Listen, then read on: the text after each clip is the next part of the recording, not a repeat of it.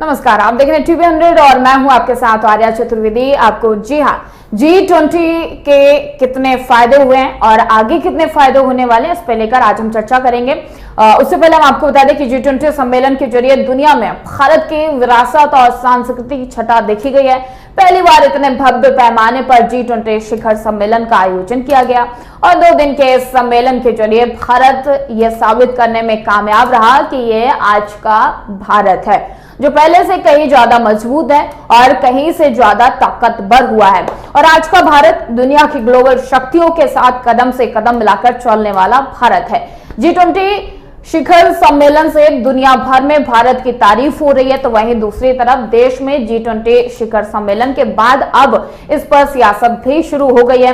Congress, NCP और Samajwadi party ने G20 के बहाने एक बार फिर से मोदी सरकार पर चौतरफा हमला शुरू कर दिया है। जहां एक तरफ एनसीपी पूछ रही है कि विदेशियों के लिए सोने चांदी के बर्तन क्यों, तो वहीं कांग्रेस का सवाल है कि दुनिया भर की चिंता करने वाले प्रधानमंत्री नरेंद्र मोदी मणिपुर हिंसा, हेट स्पीच, लिंचिंग जैसे मुद्दों पर क्यों नहीं बोल रहे। तो वहीं दूसरी तरफ सपा भी इससे पीछे नहीं हटी और सपा ने भी सवाल उठा दिया है कि तमाम मुद्दों पर तो बात की जा रही है। विदेशियों के जो मेहमान आए विदेश से, उनके लिए खाने में 56 प्रकार के भोजन का आयोजन किया गया, लेकिन जो गरीब हैं, जो देश के गरीब हैं, वो आज भी 5 किलो अनाज पर निर्धारित हैं, बैठे हुए हैं।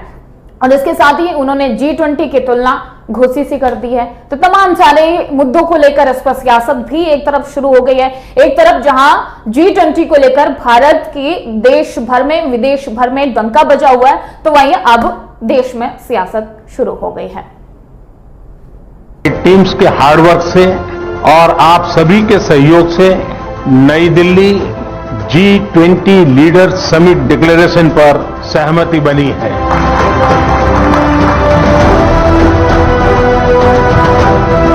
मेरा प्रस्ताव है कि इस लीडर्स डिक्लेरेशन को भी एडॉप्ट किया जाए।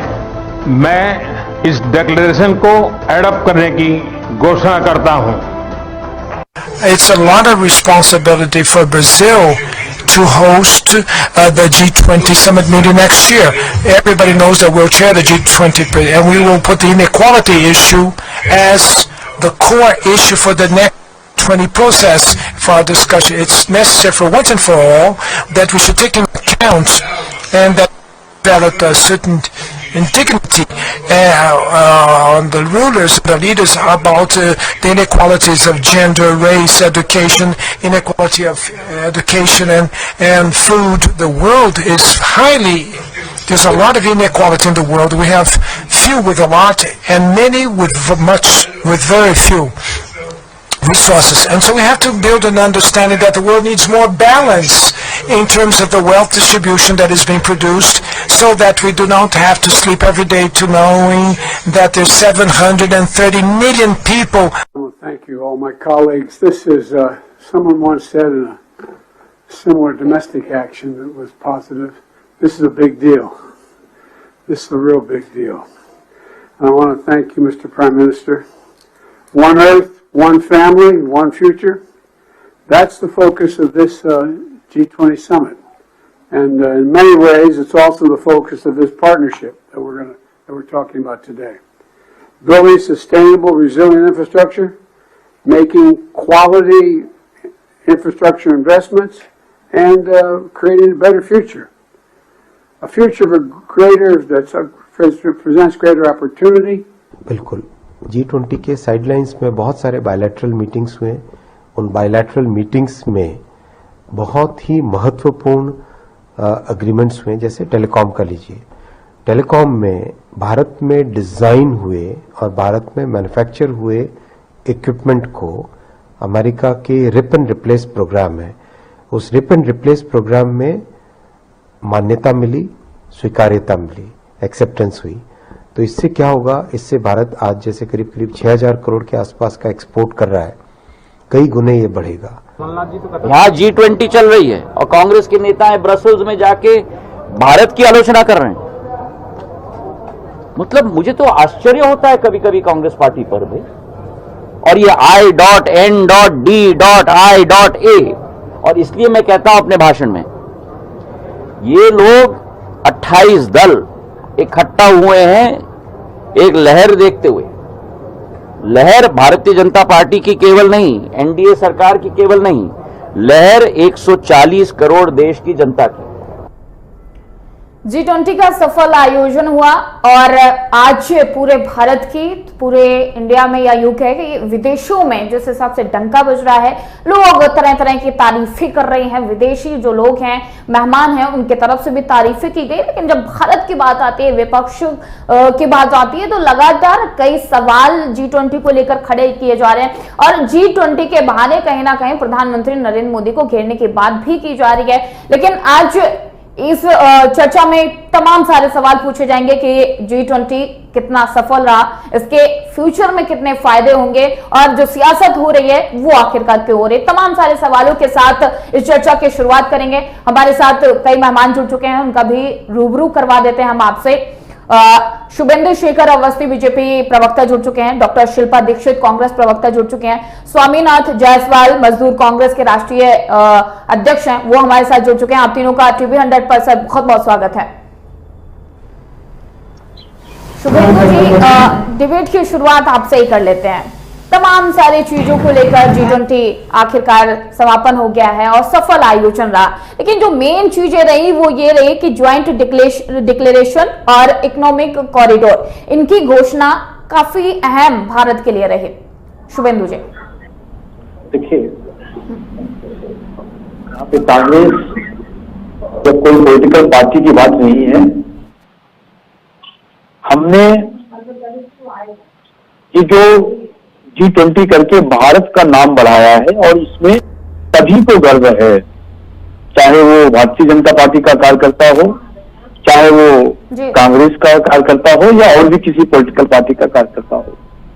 देश का जब नाम होता है तो वो पॉलिटिकल पार्टी से ऊपर होता है, राष्ट्र सभी पॉलिटिकल पार्टी के ऊपर है। इसलिए इस भव्य समापन और इस कार्यक्रम के संपन्न होने पर हम भारत के सभी देशवासियों को मोदी जी की ओर से, जो उन्होंने इतना अच्छा ऑर्गेनाइज किया, तो सबको धन्यवाद भी है और उनको शुभकामनाएं भी है। भारत ने आज विश्व को ये दिखा दिया कि किस तरीके से भारत विश्व का विश्व गुरु बनने को तैयार है। और विश्व गुरु और विश्व शक्ति में एक ही फर्क है, शक्तियां दूसरों को अपनी ताकत दिखाकर नीचा दिखाना चाहती हैं, जैसे आपने रशिया और यूक्रेन के बीच में देखा। और जो गुरु होता है वो अपने अनुभव से, अपनी बातों से, अपने विचारों से विश्व को लीड करता है। तो हम विश्व शक्ति नहीं, विश्व गुरु बनने के रास्ते पे और आगे बढ़ गए हैं। सभी देशों ने माना कि भारत की भूमिका बड़ी अहम भूमिका है और बिना किसी कंफ्यूजन के जो G20 का जो पत्र निकला, जो सजेशंस हुए देश की और विदेशों में, किस तरीके से एनवायरमेंट पे काम होना चाहिए, किस तरीके से आतंकवाद पे काम होना चाहिए, किस तरीके से इकोनॉमिकल डेवलपमेंट के लिए काम होना चाहिए। और मोदी जी ने एक बात और कही, खाली GDP नहीं, हर व्यक्ति का उत्थान होना चाहिए, सबका साथ, सबका विकास और सबका प्रयास के साथ हम कैसे आगे बढ़े, इसकी कल्पना करी है। और मेरे को लगता है ये भारत के सभी लोग हैं जो भारत की अंदर नागरिक हैं, भारतीय हैं, उन सबके लिए एक बहुत ऐसा जिसको हम जिस बात को लेके हम खुश हो सकते हैं, ऐसा माहौल है और हमको लगता है जनता बहुत खुश है। जी बिल्कुल। डॉक्टर शिल्पा दीक्षित जी, कहा जा रहा है कि G20 सफल आयोजन रहा, सब मान रहे हैं, और जो भारत है विश्व गुरु की राह पर एक कदम और आगे बढ़ चुका है, मजबूती के साथ आगे बढ़ रहा है। अगर बात की जाए G20 की, तो कितना सफल रहा है आपके नजरों में?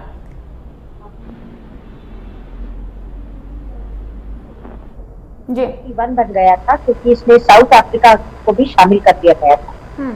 दूसरी बात, इसमें कोई दो राय नहीं है कि राष्ट्र जो है वो सर्वोपरि होता है और ये सभी के लिए होता है। तो ये जो आयोजन हुआ, ये वाकई में एक गौरवशाली पल है भारत के लिए। लेकिन ये कहना कि G21 जो हुआ, ये केवल इस बार इसके बनने से भारत विश्व गुरु बना, मैं यहाँ पर थोड़ा सा रोकना चाहूंगी, क्योंकि इसके पहले भी जो हमारा गुटनिरपेक्ष आंदोलन हुआ था, जिसको श्रीमती इंदिरा गांधी जी ने के नेतृत्व में भारत में जब ऑर्गेनाइज किया था, उसमें 100 से ज्यादा देशों ने भाग लिया था। तो ये कहना कि इस आयोजन के माध्यम से हम विश्व गुरु की राह पर बन रहे हैं, ये मैं थोड़ा सा इससे सहमत नहीं हूँ। दूसरी बात मैं ये कहना चाहूंगी कि अभी अवस्थी जी ने कहा कि हम सबका साथ, सबका विकास, वसुधैव कुटुंबकम सबकी बात करते हैं। तो मैं अवस्थी जी से बस इतना पूछना चाहूंगी कि अवस्थी जी, इस देश का जो गरीब है, इस देश का जो शोषित वर्ग है, या इस देश के जो पक्षी हैं या जानवर हैं या पेड़ हैं, क्या वो इस देश की संपत्ति नहीं है? तो आखिर ऐसा क्यों हुआ कि जब बसंत विहार के पास जो खुली बस्ती है, आपने उसको सफेद कपड़े से ढक दिया? महात्मा गांधी का नाम तो सदियों से ही रहा है और महात्मा गांधी के नाम की वजह से भारत सदा से ही नेतृत्व के जो क्षेत्र है उसमें आगे रहा है।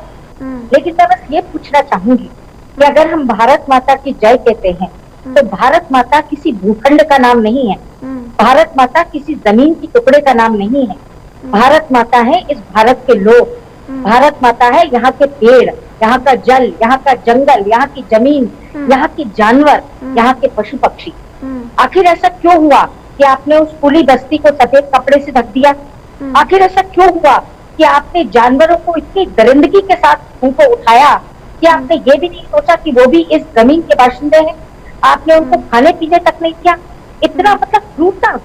मैं मानती हूँ अतिथि देवो भव, आपने अतिथि का स्वागत करने के लिए, लेकिन इतना जुल्म अपने यहाँ के लोगों पर, मेरी भारत माता पर, तो मैं इससे वो नहीं करती। और तीसरा आखिरी बात मैं कहकर अपनी बात को समाप्त करूंगी कि G21 का जो आयोजन होता है, इसका जो मूल उद्देश्य होता है कि जितनी भी इकोनॉमिक जो बातें होती हैं हमारी, whether you talk about the economic reforms in the country और you talk about the money laundering, पैसे की जो हेरा फेरी होती है, और you talk about the tax havens, मतलब ऐसे लोग जो अपने देश में पैसे को इधर से उधर करते हैं या गलत तरीके से इन्वेस्ट करते हैं या फेक या फ्रॉड कंपनीज बनाकर इन्वेस्ट करते हैं।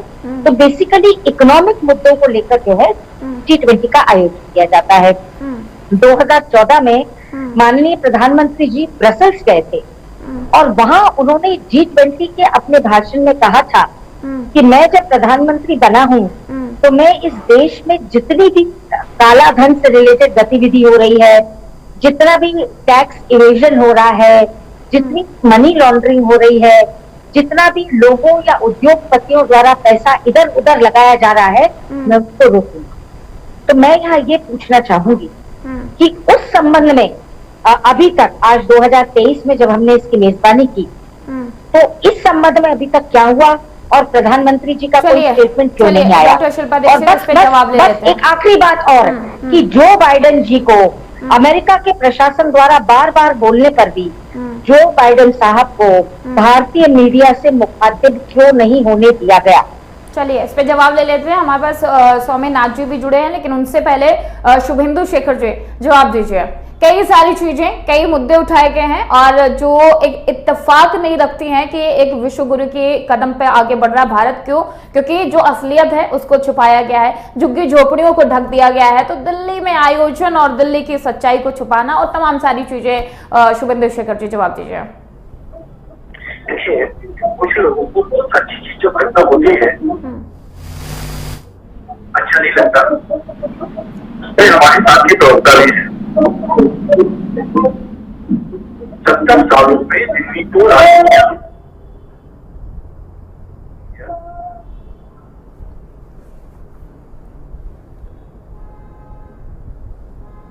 में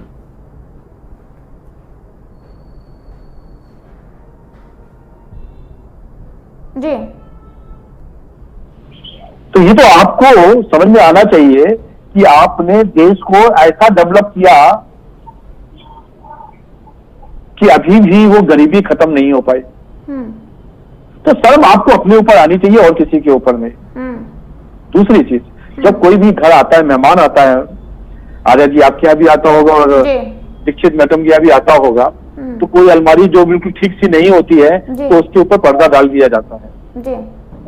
क्या हम बुला के उनको वो 70 सालों में जो आपने काम नहीं किया, 70 सालों में जो लोगों का खून चूसा आप लोगों ने, तो वो दिखाते क्या आप लोगों को? आइए आइए, हमारे कांग्रेस ने 70 सालों में ये झुग्गियां बनाई हैं। तो शर्म आती है आपके अंदर निगेटिविटी की बात सुनकर।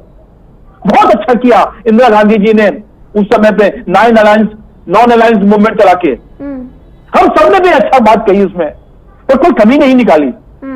पर आपको तो अच्छा ही नहीं लगेगा कि कैसे सफल हो गया, कैसे ऐसा हो गया कि सोनिया गांधी जी नहीं रही, कैसे ऐसा हो गया कि राहुल गांधी जी नहीं हो गए। देश में भारतीय जनता पार्टी की सरकार कैसे एक G20 का सफल आयोजन कर सकती है, कैसे विदेशी लोग, विदेशी राष्ट्राध्यक्ष लोग मोदी जी के साथ गले मिलते हैं।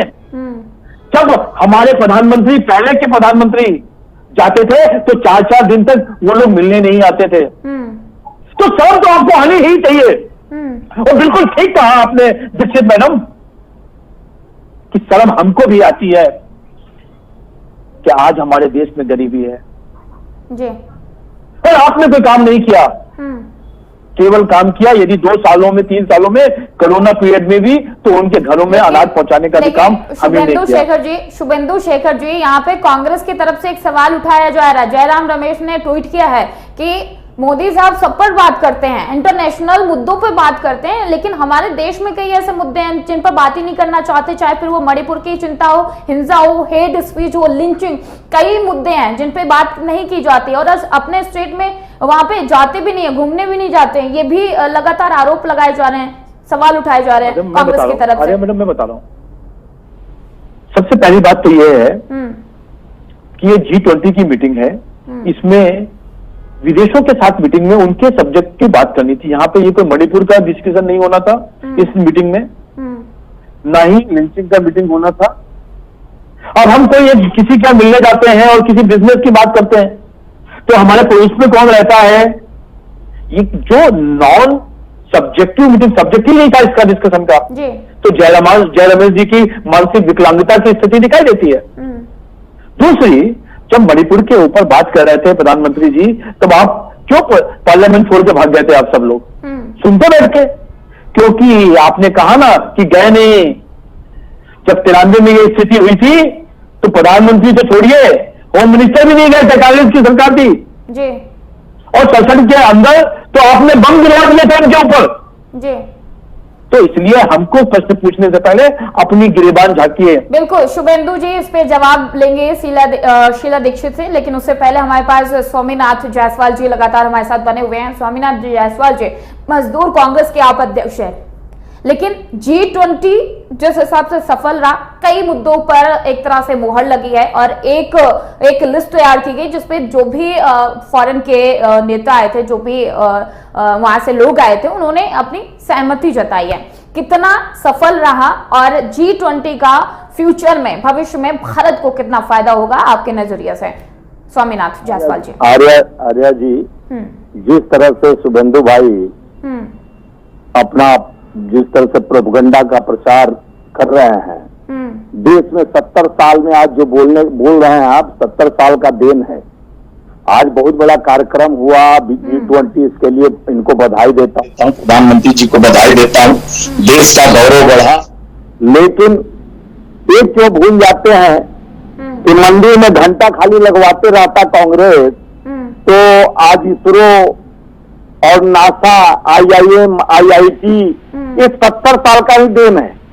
जहां बीमार पड़ते हैं प्रधानमंत्री, राष्ट्रपति चाहे सीधे एम्स भागते हैं।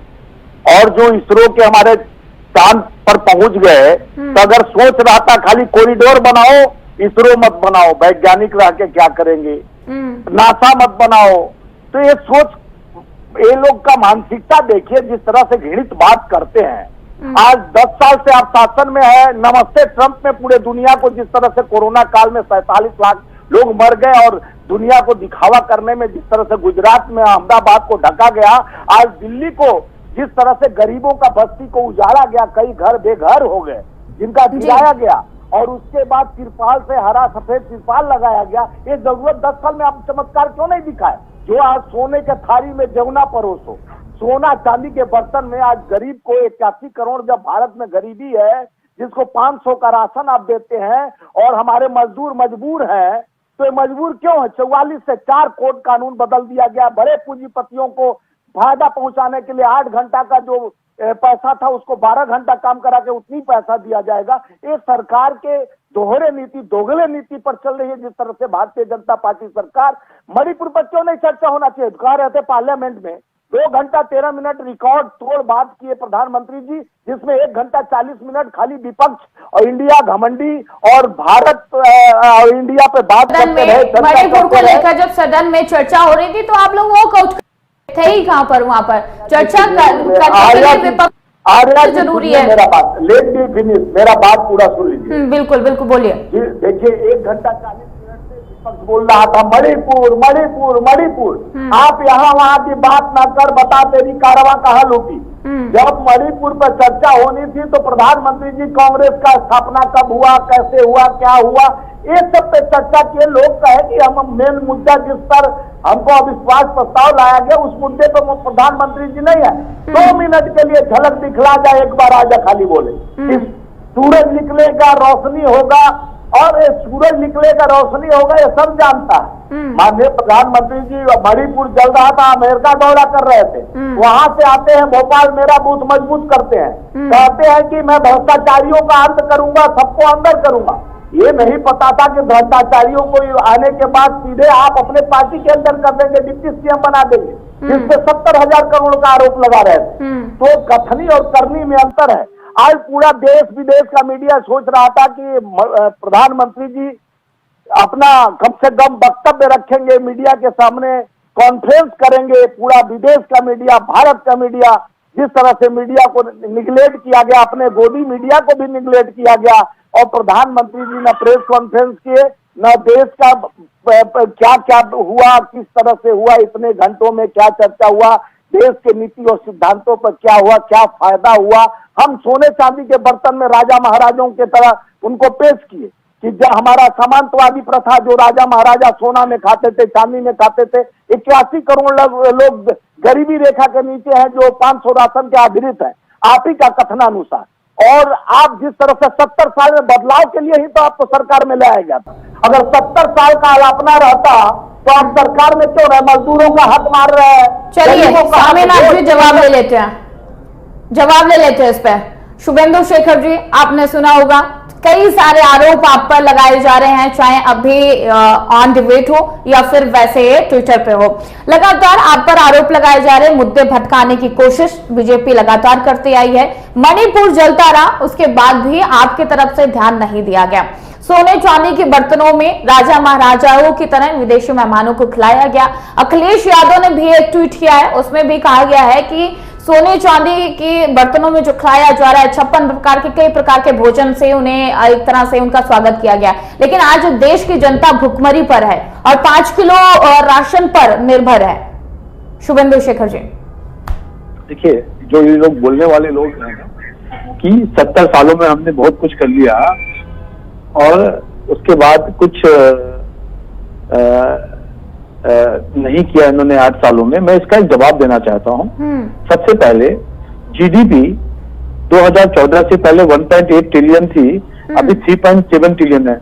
जो 70 सालों में उन्होंने काम किया उसका भी डबल से ज्यादा कर लिया हमने खाली 8 सालों में।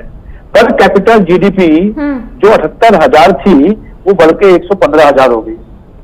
एक्सपोर्ट जो 200 बिलियन था 2014 से पहले वो 750 बिलियन से ज्यादा हो गया। मेट्रो सिटीज खाली 5 बना पाए थे 70 सालों में, अभी 20 मेट्रो सिटीज हैं, एयरपोर्ट 74 थे 74, और अभी 152 एयरपोर्ट हैं। और इसके बाद इन्होंने बताया कि 40% विलेजेस में 70 सालों में काम करने के बाद भी पावर नहीं थी, 40%, और इस समय पर 95% विलेजेस के में पावर है। एम्स बताए थे अभी ये सुना हमने, ठीक सुना हमने, एम्स था, पर पूरे भारत में 7 एम्स थे, अभी 22 एम्स है भैया, सुन लो। और पूरे 7 सालों में 70 सालों में आपने जो एक्सप्रेस हाईवे बनाया उसकी लेंथ थी 680 किलोमीटर और अभी 4067 किलोमीटर है। नेशनल हाईवे आपका 25,000 किलोमीटर 70 सालों में, और 8-10 सालों में 53,000 किलोमीटर। जो रेलवे की लेंथ थी 22,000 किलोमीटर थी 70 सालों में, इन 8 सालों में केवल 55,000 किलोमीटर और ऐड करी गई है।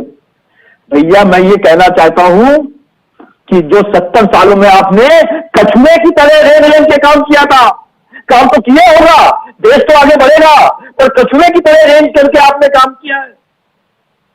तो भैया इस कछुए की तरह की रेंज के जो आपने काम किया, आपकी सरकारों ने देश को लूटा, कमीशन खाया, पता नहीं कहां से डिफेंस से लेकर दुनिया भर की चीजों में कमीशन खा के दुनिया के लोगों तक पहुंचा दिया। तो मैं यही कहना चाहता हूं, जो आपने काम किया उससे ज्यादा हमने 10 सालों में काम खरगोश की स्पीड में करके दिखाया है। तो आप कर्म भी आनी चाहिए। कहना चाह रही है शुभेंदु जी, डॉक्टर शिल्पा दीक्षित जवाब देना चाह रही हैं। शिल्पा जी बोलिए। सबसे पहले तो मैं आपसे निवेदन करना चाहूंगी कि शुभेंदु जी वरिष्ठ है और हम एक नेशनल टीवी पर बैठे हैं, और मैं नहीं चाहती कि शिष्टाचार और मर्यादा की कोई भी सीमा को हम लांघे। तो किसी भी नेता को मानसिक रूप से विकलांग बोलना, ये स्वयं की विकलांगता दर्शाती है, ना किसी और की। नंबर दूसरी बात, देश की जीडीपी के जो आंकड़े आप मुझे गिना रहे हैं, या देश का जो टर्नओवर आप मुझे गिना रहे हैं, वो कहीं से भी ये साबित नहीं करता, it is not directly proportional कि देश में गरीबी कम हुई है। देश में गरीबी कम नहीं हुई है। नंबर तीसरी बात, 70 सालों में कांग्रेस ने क्या किया, तो हमें किसी से इसका सर्टिफिकेट लेने की जरूरत नहीं है। पूरा देश, पूरा विश्व इस बात का गवाह है कि भारत को स्वतंत्रता दिलवाने में कांग्रेस पार्टी ने क्या भूमिका निभाई, और भारतीय जनता पार्टी कहाँ थी, और दामोदर वीर सावरकर कहाँ थे, और श्यामा प्रसाद मुखर्जी कहाँ थे, और गोलवलकर कहाँ थे, और उन्होंने क्विट इंडिया मूवमेंट में क्या किया, उन्होंने क्या पत्र लिखा, ये इतिहास इसका साक्षी है। दूसरी बात मैं कहना चाहूंगी यहाँ कि भारत एक लोकतांत्रिक देश है। हम लोकतांत्रिक मूल्यों की रक्षा करते हैं, हम संविधान की राजनीति करते हैं। हम खिसियानी बिल्ली खंबा नोचे की तरह जब अपनी बात या अपनी कमजोरी सामने आए तो चीखते चिल्लाते और बगले झांकते नहीं है, क्योंकि मेरे चीखने या चिल्लाने से सत्य नहीं बदल जाएगा। और सत्य यही है कि कांग्रेस इस देश की आबो हवा में है। कांग्रेस पार्टी इस देश के हर व्यक्ति के रोम रोम में है। शायद शुभेंदु जी की रोम में भी हो, वो नहीं समझ पा रहे हो, उनके फादर ग्रैंडफादर इस बात को ज्यादा अच्छे से जानते। अगली बात मैं कहना चाहूंगी कि आपने अभी बात की कि सफल आयोजन हुआ, बिल्कुल निश्चित तौर पर एक भारतीय होने के नाते मुझे फक्र है, लेकिन मैं फिर भी ये कहना चाहूंगी कि आप मीडिया से मुखातिब क्यों नहीं। और एक और बात जो शायद मेरे साथी शुभेंदु जी को नहीं मालूम होगी, मैं बड़ी विनम्रता के साथ कहना चाहूंगी, इसे अपने शीर्ष नेतृत्व तक पहुंचा दीजिएगा। जब ओमान के राष्ट्राध्यक्ष आए और सांस्कृतिक कार्यक्रम के दौरान, सांस्कृतिक कार्यक्रम में एल शीरेन का एक गाना जो आपने सुना होगा, I am in love with the shape of you, इस गाने की धुन बज रही थी। माई बेडशीट स्मेल्स लाइक यू, इतना भद्दा और ओछा गाना आप किसी राष्ट्राध्यक्ष के आने पर बजाते हैं, और वो राष्ट्राध्यक्ष अवाक होकर मुंह खोलकर इतना सा मुंह लेकर आंखें नीचे करके और चला जाता है।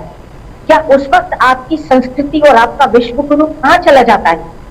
आप मुझे बताइए। कांग्रेस पार्टी इस देश की, आप राजनीति कीजिए, हम लोकतंत्र हैं, विपक्षी पार्टी है। आप इतने लोगों को बुलाते हैं, आप लोकतंत्र की बात करते हैं, आप विश्व गुरु की बात करते हैं, और आप अपने ही देश में अपने नेता प्रतिपक्ष, अपने जो एक विपक्षी पार्टी के जो सबसे बड़े नेता हैं श्री मल्लिकार्जुन खड़गे जी, आप उनको नहीं बुलाते हैं।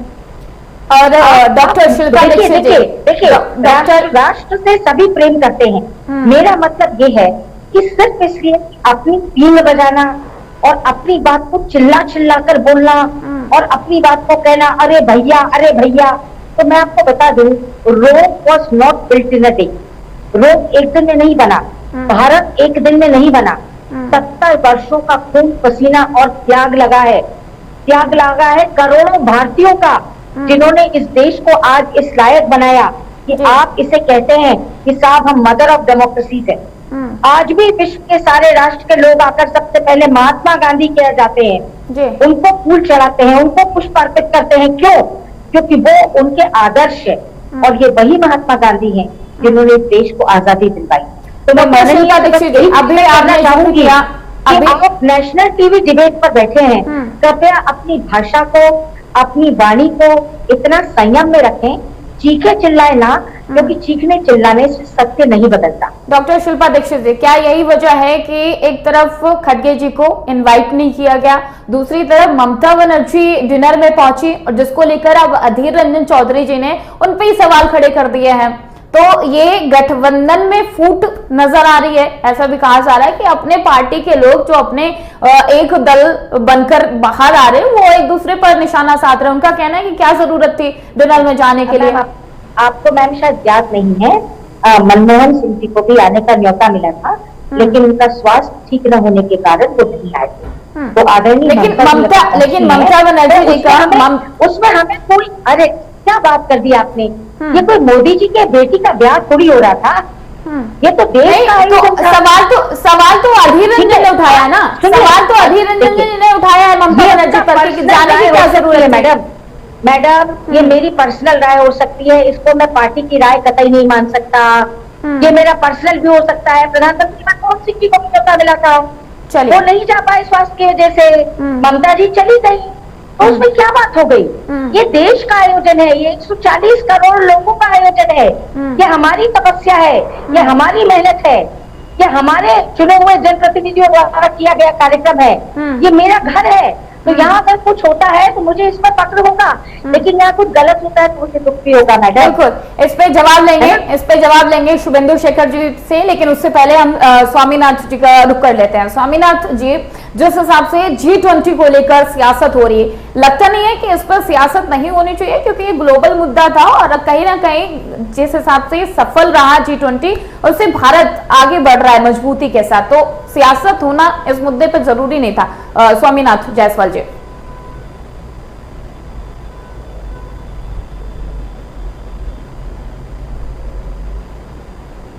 आगे ले जाने के लिए जो भी कार्य होगा उसके लिए हम लोग सफल कार्यक्रम के लिए।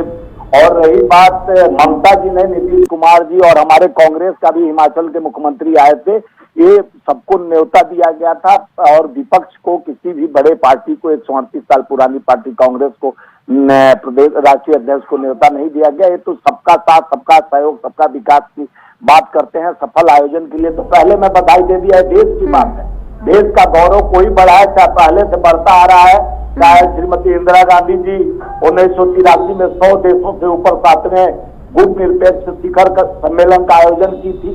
यहाँ पर पहले बहुत कार्यक्रम हो चुका है, इससे भव्य कार्यक्रम हो चुका है, लेकिन जिससे पहले नहीं छुपाया जाता था, जो हमारा सत्य है वही रहता था। गरीबों का घर नहीं तोड़ा जाता था, पर्दा नहीं डाला जाता था, पर्दे में रहने दो, पर्दा ना हटाओ नहीं भेद खुल जाएगा। तो आज पर्दे में छुपाने की क्या जरूरत पड़ा है। हमारा देश भारत है, 140 करोड़ जनता के विश्वास से बना हुआ है। आज उस विश्वास को आप मजबूत करिए कि तो पर्दा में न ढकना पड़े। आप कई साल से गुजरात में आपकी सरकार है, नमस्ते ट्रम्प करने में ऐसे ही किया गया, दीवार खड़ा किया गया और 43 लाख लोगों का मौत हुआ, जहां ऑक्सीजन की कमी थी, जहां गंगा किनारे लाखों का भरमार लगा। स्वामीनाथ जी, समय का अभाव है तो आप अपनी बात को 30 सेकंड में पूरा करिए प्लीज। जी, इस तरह से आज हमारे भाई ये शुभेंदु जी बोल रहे थे, और ये भारतीय जनता पार्टी डंका जो पीट रहा है, ये भारतीय जनता पार्टी एकलौता ऐसी पार्टी नहीं है। देश से पहले भी अटल जी थे, और जिस तरह से इन्होंने नामकरण और नाम बदलने का जो उद्बोधन करने का, ये जिस तरह से इन्होंने पहले जपते हैं, बाद में हटाने का प्रयास किया जाता है, तो उसी तरह दिल्ली को 3 दिन तक रोका गया। मजदूरों मजदूर अपना काम नहीं किया, उनका भी सोचना चाहिए कि उनका मजदूरी 3 दिन तक खाना कैसे खाएगा, ये सोचते नहीं है। जैसे कोरोना काल में मध्य प्रदेश की सरकार को अस्थिर करने के लिए वहां के विधायकों को कर्नाटका रखा गया कोरोना काल में, वहां से विमान द्वारा लाकर भाजपा में शामिल कर जीती हुई सरकार को अपने सरकार में भाजपा की सरकार बनाई गई। चलिए स्वामीनाथ जी, आपको रोकना चाहेंगे, माफी चाहेंगे क्योंकि समय का अभाव है, तो 30 सेकंड में हमें अपने दोनों गेस्ट का वो लेना है। डॉक्टर शिल्पा दीक्षित जी, आप अपनी बात कहिए। 30 सेकंड में। देखिए, मैं यहाँ बस एक बात आपसे कहना चाहूंगी कि जैसे मैंने पहले भी कहा कि G20 का आयोजन जो है, G20 बन रहेंगे आप, उसका आर्थिक मुद्दों को लेकर मेन आयोजन होता है। आज जब हिंडनबर्ग रिपोर्ट आई, आज जब बीबीसी की रिपोर्ट आई, आज जब फाइनेंशियल टाइम्स ने कहा, आज जब द गार्जियन ने आरोप लगाए कि एक विशेष उद्योगपति समूह अडानी जो है वो पैसों की हेरफेर कर रहे हैं, टैक्स हेवन्स में जाकर गड़बड़ी कर रहे हैं, फेक कंपनीज बनाकर अपने ही शेयर्स को इन्वेस्ट कर रहे हैं, तो मुझे ये बताइए, हम बार बार इस बात को कहते हैं कि हम सत्य की और संविधान की राजनीति करते हैं। India is a union of states, India is a federation of states. आप मुझे बताइए, आज अगर विपक्ष मांग करता है कि अडानी जी के पैसे इधर लगे हैं, उधर लगे हैं, इरेगुलरिटीज हो रही हैं, सेबी चुप है, आरबीआई चुप है, आपकी बाकी जितनी भी संवैधानिक संस्थाएं सब चुप है, सब कैद हैं, और हम एक जॉइंट पार्लियामेंट्री कमेटी की मांग करते हैं। आप एक जॉइंट पार्लियामेंट्री कमेटी सेटअप करके अडानी जी के ऊपर जितने भी आरोप लगे हैं उनकी जांच क्यों नहीं करवाते? चलिए, अगर आप G20 का आयोजन करते हैं तो आर्थिक मुद्दे उसमें सर्वोपरि हैं, और आपके देश में इतनी फाइनेंशियल इरेगुलरिटीज चल रही हैं, तो आप जॉइंट पार्लियामेंट्री कमेटी क्यों नहीं बनाते? और इस बात को ध्यान रखिए that India is a union of states and India is a federation of states. चलिए, डॉक्टर शिल्पा दीक्षित जी की बात पूरी हो गई। शुभेंदु शेखर जी जवाब दीजिए, 30 सेकंड में आप अपनी बात को रखिए। देखिए, मेरे को समझ में नहीं आता कि मानसिक विकलांगता इतना खराब शब्द क्यों है, और हमारी को पार्टनर है, को प्रवक्ता है, जो उन्होंने इस विषय को इतना अलग से या इतना गलत फील किया, ऐसा गलत है। देखिए, अधीर रंजन जी जो बात कर रहे हैं, ममता बनर्जी जी के लिए बात करी उन्होंने, वो क्यों ज्वाइन किया? तो उन्होंने ये बात क्यों नहीं कहा कि कांग्रेस के जो चीफ मिनिस्टर सुक्खू साहब हैं वो क्यों ज्वाइन किए? एक तरफ कांग्रेस का चीफ मिनिस्टर ज्वाइन कर रहा है मीटिंग को खुद, और उधर ममता बनर्जी पर क्वेश्चन कर रहे हैं, नीतीश जी के ऊपर क्वेश्चन कर रहे हैं। तो मेरा ऐसा मानना है कि भाई ये पॉलिटिकल मीटिंग नहीं थी, सभी चीफ मिनिस्टर्स को बुलाया गया था। भारत सभी राज्यों को मिलकर बनता है, इसलिए सभी को बुलाया गया था। इसमें राजनीति न करते हुए जो उन्होंने स्टेटमेंट दिया है वो गलत दिया है। अब एक तरफ कांग्रेस का चीफ मिनिस्टर जाता है, उसको कोई क्वेश्चन नहीं किया, ममता बनर्जी को क्वेश्चन करते हैं, तो ये मानसिक विकलांगता की स्थिति को दर्शाता है। बिल्कुल। शुभेंदु शेखर जी माफी चाहेंगे क्योंकि समय का अभाव है, तो आपको बीच में रोक रहे हैं। आप तीनों लोगों का बहुत बहुत धन्यवाद, बहुत बहुत शुक्रिया। आप तीनों लोगों ने अपना कीमती समय निकालकर टीवी 100 पर साझा किया। तो G20 को लेकर एक तरफ देश में ये कई लोग तारीफ कर रहे हैं, विदेशों में डंका बज रहा है, लेकिन सियासत शुरू हो चुकी है। फिलहाल इस चर्चा में इतना ही। बने रहे हमारे साथ और देखते रहिए टीवी 100।